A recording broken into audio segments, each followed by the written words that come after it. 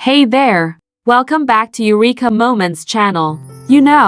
I've been thinking lately about a phrase we've all heard thrown around, political correctness. It's one of those terms that can stir up all kinds of emotions, right? You've got people who swear by it, and others who think it's, well, a little out of hand. Some people love it, some people loathe it, but almost everyone has an opinion. So, what's the deal with political correctness? Why has this concept become such a hot topic? And what does it actually mean in today's world? You've probably heard the term, but have you ever stopped to ask yourself, is it really about being too sensitive, or is there more to it than that? In this video, we're diving into the good, the bad, and the sometimes absolutely hilarious world of political correctness. So, buckle up, it's going to be a fun ride. Let's start with the basics. Political correctness, often shortened to PC, refers to the idea of using language,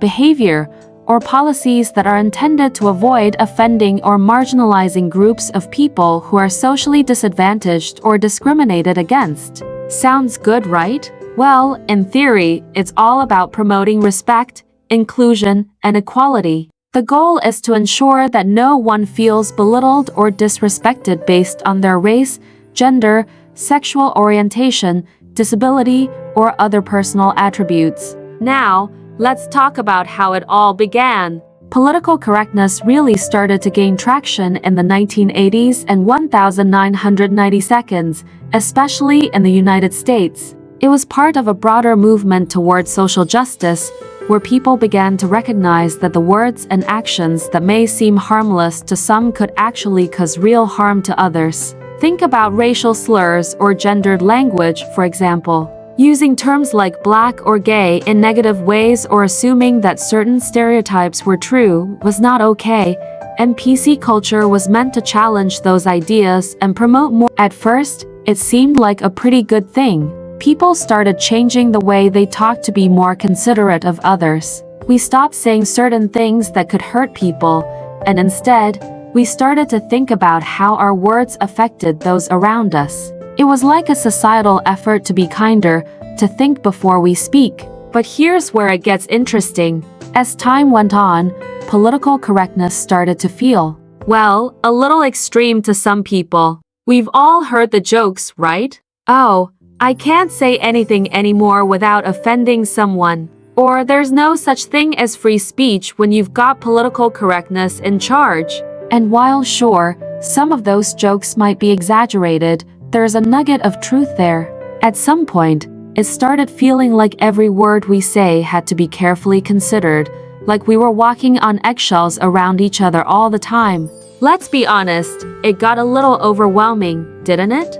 There were times when it felt like you couldn't even crack a joke without someone being ready to point out how you were offending them, or how you had to know a whole encyclopedia of terms for different identities, experiences, and cultures so that you didn't accidentally misstep. It was like a game of linguistic Jenga. You pull the wrong word out, and the whole tower could collapse. But that brings us to an important point.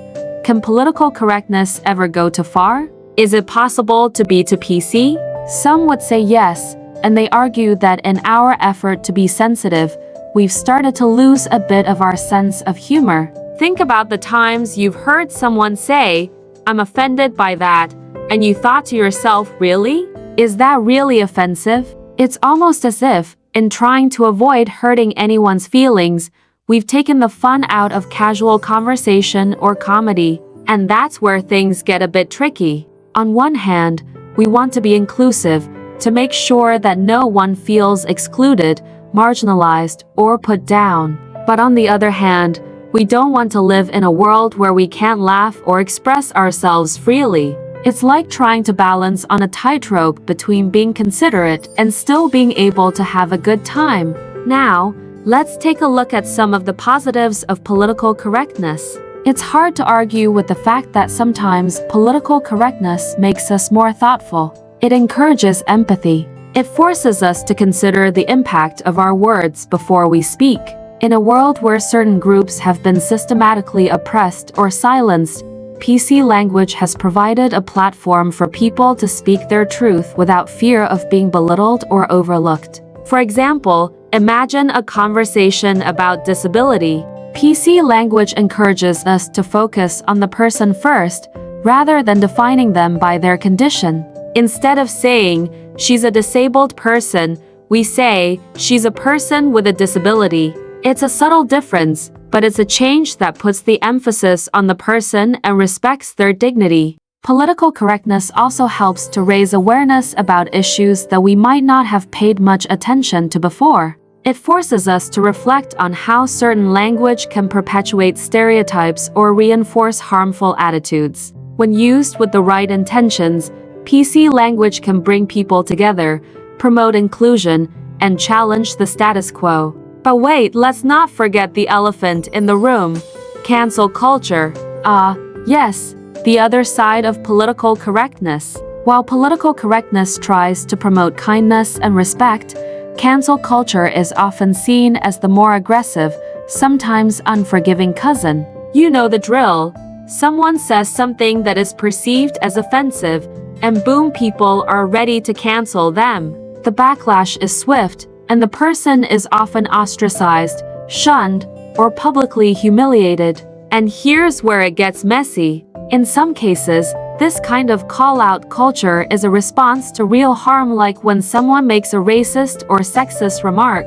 But, in other instances, it feels like people are jumping on the bandwagon just because someone misused a word or accidentally stepped into a minefield of offensive language. It can feel like a witch hunt, and in some cases, it's led to people losing jobs or careers over things they said years ago. Sure, people should be held accountable for their actions, but sometimes it feels like we've forgotten the importance of growth. People can change. They can learn from their mistakes. But when the focus is all on condemnation rather than education, it's like we're shutting down opportunities for people to grow, and that's not exactly the spirit of political correctness, right? Now, let's take a step back and think about the role of comedy. Oh yes, comedy, one of the most important, and often most controversial, areas when it comes to political correctness. We've all heard that one comedian who's made a joke that made us gasp, right? Maybe it was edgy, maybe it crossed a line, but it was definitely funny. But wait, should comedy have a line? Or should comedians be able to say whatever they want, no matter how offensive it might be? Comedy has always been a space where we push boundaries, where we take uncomfortable topics and make them digestible, sometimes with sharp humor. And sometimes the humor challenges our perceptions of what's okay to say. Think about George Carlin's 7 Dirty Words bit, or Dave Chappelle's controversial specials. These comedians have used humor to discuss race, class, gender, and social norms, often towing the line of what's acceptable. The question is, should there be a limit to what can be said for the sake of humor? In today's world, political correctness is certainly influencing how humor is received, and some people argue that it's stifling comedians' ability to push boundaries. But here's the thing: comedy has always been about pushing the envelope. It's about making people uncomfortable and forcing them to think. But it's also about context. A joke told in a comedy club might have a different reception than the same joke in a corporate meeting, right? So, is there a perfect balance between political correctness and free speech? Well, there might not be a one-size-fits-all answer, but there is definitely room for a more nuanced conversation. We can strive for empathy and kindness while also allowing space for humor, growth, and expression. Political correctness doesn't have to kill the vibe, it can just help us remember that we're all human, with different experiences, and that's something worth respecting. In the end, political correctness is all about intention. It's about being mindful of how our words and actions affect others, while also being aware that no one is perfect. We all make mistakes, and that's okay. We should be able to learn, laugh, and live together in a way that's respectful, compassionate, and yes, sometimes funny. So, what do you think? Do you think political correctness has gone too far, Or do you believe it's an essential part of creating a more inclusive world? Drop your thoughts in the comments below. And of course, don't forget to like and subscribe for more deep dives into the big topics that are shaping our world today.